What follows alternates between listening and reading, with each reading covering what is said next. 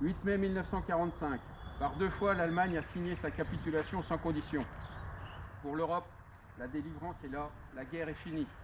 Après tant de souffrance et de désolation, après tant d'espérance et de lutte acharnée. Même les épreuves les plus douloureuses ont une fin. Même les tempêtes les plus dévastatrices s'achèvent. Une joie bouleversée emplit les cœurs, les drapeaux ornent les fenêtres, les embrassades se noient dans la liesse populaire.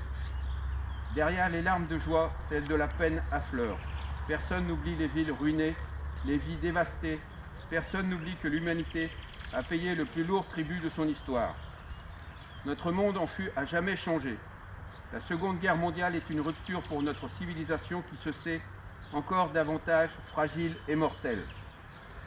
76 ans plus tard, reliés par notre mémoire commune et épris de la même reconnaissance, nous nous unissons par la pensée et par notre hommage pour saluer le souvenir de celles et ceux qui ont combattu et abattu le fléau nazi. Pour notre pays, rien ne fut simple. Ce combat prit de nombreux visages et la victoire mille chemins. Malgré les ardents soldats de Montcornet, d'Abbeville, des Alpes, de Saumur et tous ceux de 40, l'ombre de l'occupation, de la division puis de la collaboration a jeté son voile obscur sur la France. Il y a 80 ans, en 1941, les flambeaux de la résistance brillaient déjà. Le flot du refus et de l'espérance montait, tandis que la répression forgeait son funeste souvenir à Châteaubriand, au camp de Souze ou au Mont-Valérien. La France libre recevait les ralliements des territoires ultramarins et poursuivait son inlassable épopée.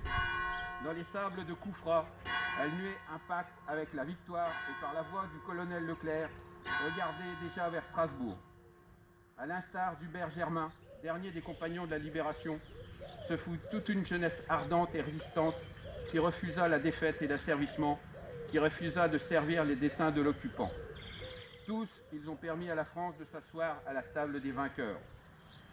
Cela fut rendu possible par le combat acharné des armées françaises et des armées alliées, par les forces françaises libres qui jamais ne cessèrent la lutte, par le dévouement des résistants de l'intérieur, par chaque Française et Français qui a refusé l'abaissement de la France et la négation de ses valeurs.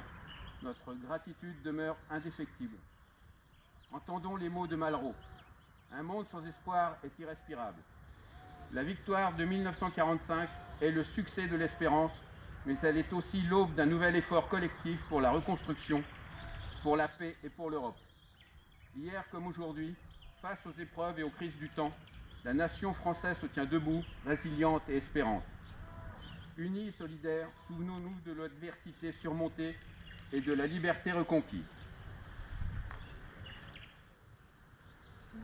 À vous, madame.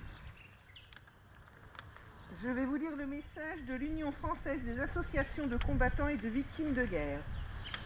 Le 8 mai 1945, jour de la victoire, la France était présente aux côtés de ses alliés pour participer à la signature de l'acte qui consacrait solennellement la capitulation sans condition de l'Allemagne nazie.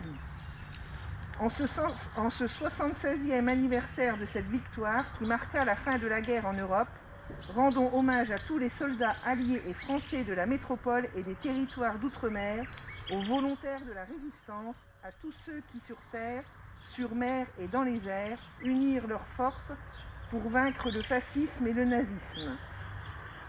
Tous les êtres humains disparus, tués sur les champs de bataille, exterminés dans les camps de concentration, massacrés, torturés, fusillés par acte de résistance, morts en captivité, écrasés sous les bombardements, méritent notre respect et la fidélité de notre souvenir.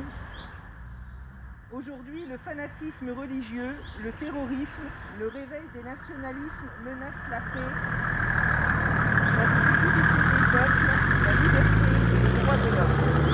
Aussi, fidèles au souvenir de celles et ceux qui ont sacrifié leur vie pour un monde sans guerre et sans haine, l'Union française des associations de combattants et de victimes de guerre appelle tous nos concitoyens à poursuivre le combat en faveur de la solidarité et de la paix. Vive la République, vive la France. On va faire le dépôt de la serre maintenant.